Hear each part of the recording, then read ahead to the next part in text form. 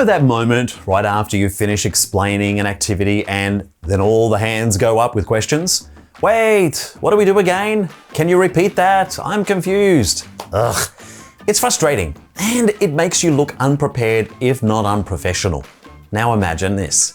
You give your instructions and you get 0 questions. Nobody's confused. Everybody just gets it and jumps straight in. That is not luck, that is a skill. And I'm going to show you exactly how I do it. Here's the secret. Only tell your group what they need to know when they need to know it.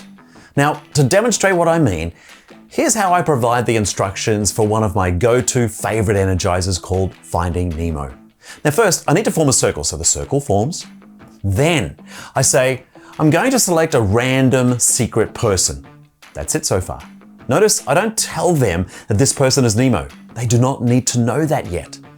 Then once I've selected the secret person, I announce, the secret person is Nemo, and your goal is to find Nemo. And only after that do I explain how they find Nemo, and so on, etc., etc. One step at a time, no overload.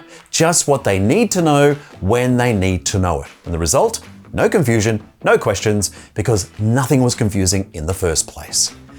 If you'd like to watch me present Finding Nemo and see this principle in action, click the link in the description below. I'll show you exactly how it's done.